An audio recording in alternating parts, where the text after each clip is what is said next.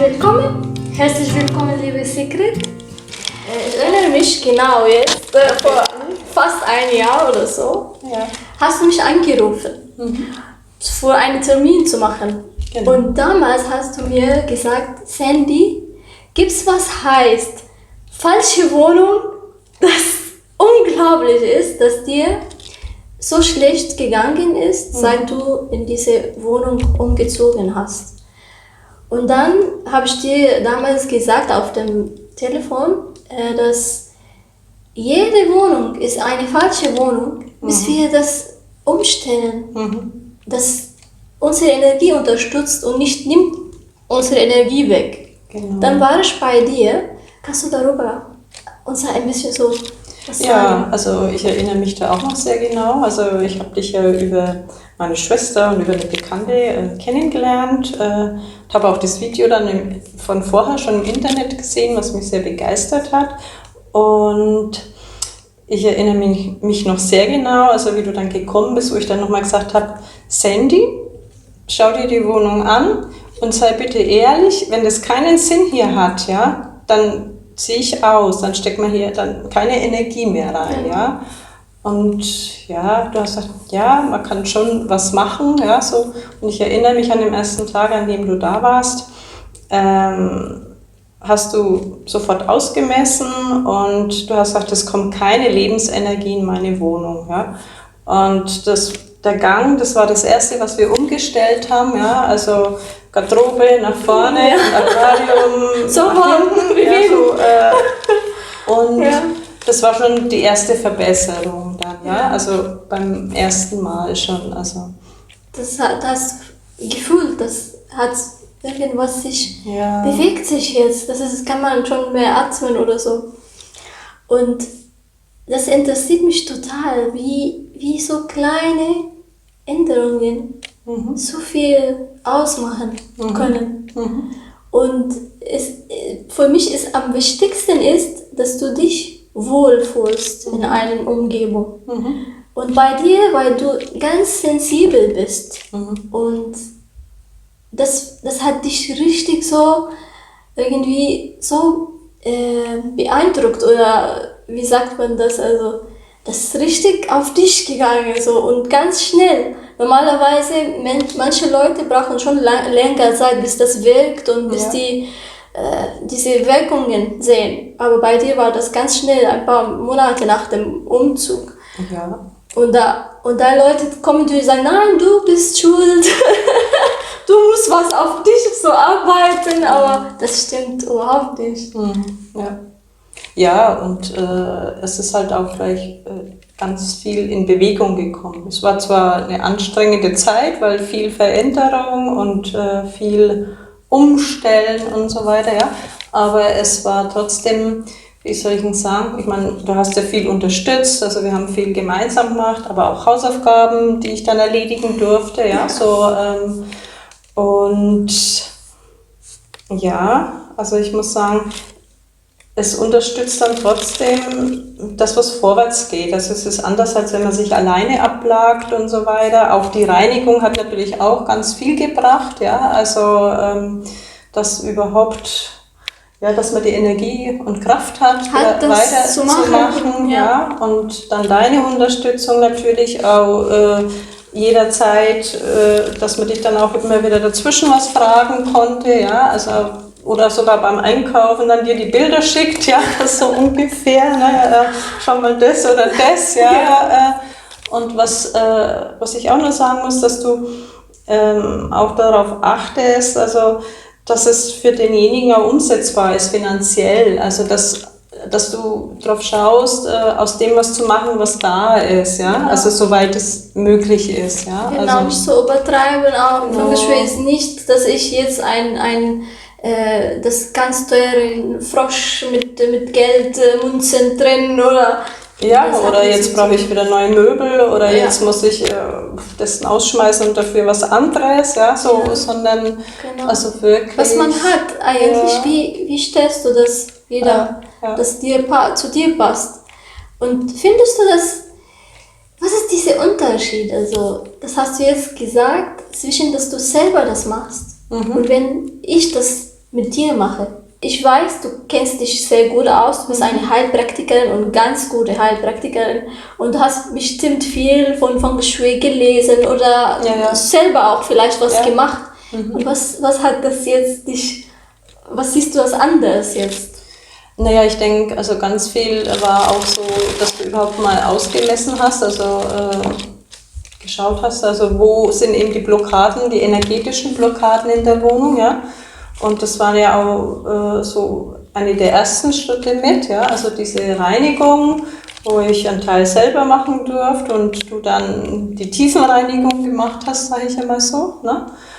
Und das ist natürlich schon total unterstützend und natürlich dein Fachwissen dann dazu, ja, also und auch dann auch gesehen habe, also bevor ich in diese Wohnung gezogen bin, also ich habe Stunden damit verbracht, auf dem Plan zu gucken, wie kann ich meine Möbel am idealsten da drin unterbringen, ja, also und wie du dann da warst, also dann gab es für Räume plötzlich Möglichkeiten, auf die ich nicht gekommen bin, obwohl ich also alles gedreht und gewendet habe, ja, also ja, also wo ich gesagt habe, ja, okay, darauf bin ich jetzt noch nicht gekommen. Ne? Also, okay, was hat dir am meisten gefallen bei unserer Arbeit?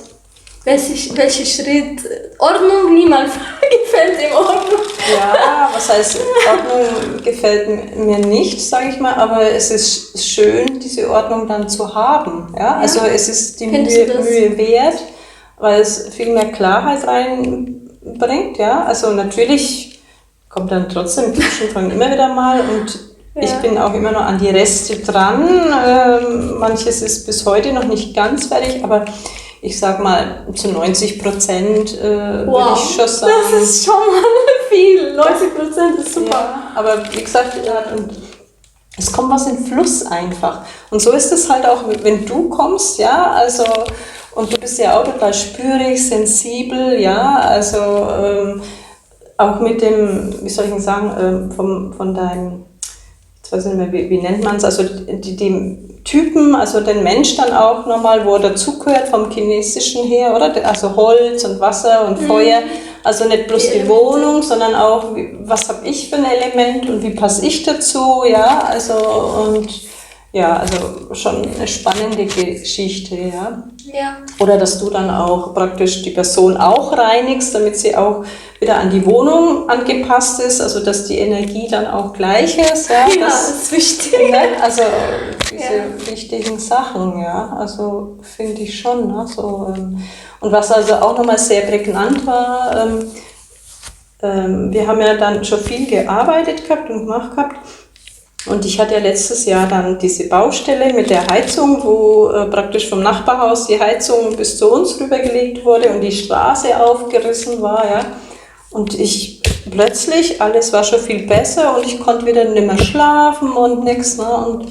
Und dann kamst du und dann hast du gesagt, naja, vielleicht haben die, durch das, dass die da aufgerissen haben, sind die Linien wieder zerstört. Und das war dann wirklich, also du hast es wieder berichtigt und ja, und es war wieder viel besser. Also es hat wirklich auch das mit einzubeziehen. Ja, es war ja nicht in meiner Wohnung. Es ging zwar durch meinen Keller durch und über die Straße, aber hat die Linien soweit wieder verändert. Die Erdlinien, ja. Also das war auch ein sehr prägnantes Beispiel, ja. Ja, das ist wie das. Ja, genau das. Das ein Teil man nicht sehen kann, aber spürt man schon. Und das ist wie Wind. Ja. Und das heißt Fang oder Fing. Und ein Teil man sieht und spürt wie Wasser oder Shui. Warum ist das genannt Feng Shui oder Feng Shui. Okay. Genau. Und dieses Teil, das man nicht sehen kann, das ist ganz wichtig. Genauso wichtig wie dieses Teil, das man sehen kann, wie die Farbe, die Möbel und die Elemente und so. Genau. Und das macht einen großen Unterschied. Also die tiefe energetische Reinigung ist ganz, ganz, ganz wichtig für jeder Mensch, finde ich auch.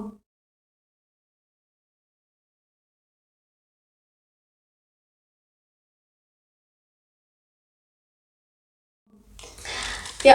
Ja, und das ist halt auch, man spürt dann, irgendwas hat sich verändert, passt nicht, ja, und selber kommt man dann halt nicht immer drauf, ja, und dann ist es gut, eben solche Menschen wie dich zu haben oder zu kennen, ja, so, die dann da helfen können. Und jetzt, bevor wir die Bilder zeigen, ich will erst dir sagen, dass ich bin sehr dankbar für dich. Du hast mir unglaublich geholfen mit deinem Kurs. Das heißt Hämopathie, Notfall. Nochmal, kannst du das sagen besser als ich? Notfall? Die homöopathische Haus- und Notfallapotheke. Genau. Ich habe immer ein Problem gehabt beim Reisen. Mir geht immer schlecht. Besonders beim Kurven, Einsteigen und Aussteigen vom Flugzeug. Ich war sogar einmal beim Notaufnahme, also beim Notfall, sagt man, im Flughafen, weil mein Blutdruck war schon 30. Okay, oh. Das war für mich ein Lebensthema und ich habe also richtig alles probiert, viel probiert und natürliche Sachen. Und ich wollte nicht so Medikamente nehmen. Ich mag nicht so immer sofort, dass du gehst zu Medikamente. Das ist mehr Notfall für mich, dass man normale Medikamente nimmt. Ja, und dann war ich bei dir einfach so. Und dann hast du uns sehr gut erklärt, was ist Hämopathie und hast du auch solche oder Mittel beschrieben, genau. Und wie wirkt das und was kann jeder Mittel helfen? Und einer war so vor Reiseübelkeit. Dann habe ich gedacht, okay, habe ich dir gefragt, soll ich probieren? Sagst du ja, hast du empfehlen? Und ehrlich gesagt, also es hat ein Wunder für mich gemacht. Ja, das ist gerade bei der Homöopathie eben, also in der Notfallapotheke geht es ja um die akuten Sachen. Ja? Und deshalb ist es da auch so, dass man ganz konkret ein Mittel sagen kann, ohne dass man eine Anamnese machen muss, also wie für chronische Sachen. Ja? Und gerade in dem Bereich, also wo es um die also um die Notfallapotheke geht, ja, dann wirkt es wirklich manchmal wie Wunder, ja, weil das ist dann von jetzt auf gleich. Ja, echt, also so eine kleine Kugel, also Mini-Globuli. Ja. Und dann habe ich mir gedacht, wow, besonders bei lange Reise und so, habe ich gar nichts gespürt. War ganz entspannt, ganz angenehm, endlich mal. Ja, und das wollte ich erst sagen. Und wir machen auch einen Link für deine Seite, bitte. Gerne. Ja. Genau, ich bin also ganz, ganz dankbar. Ich freue mich total, dass du mit mir dieses Interview gemacht hast. Ich freue mich total, ja. Und danke schön. Ich freue mich auch, dich kennengelernt zu haben. Du bist auch eine Bereicherung für mein Leben. Ja, also, ja, schön. Und ich genieße es auch immer so, diese Tage mit dir. Ich auch. Danke, ihr Lieben. Und wir sehen uns bald. Ciao. Tschüss.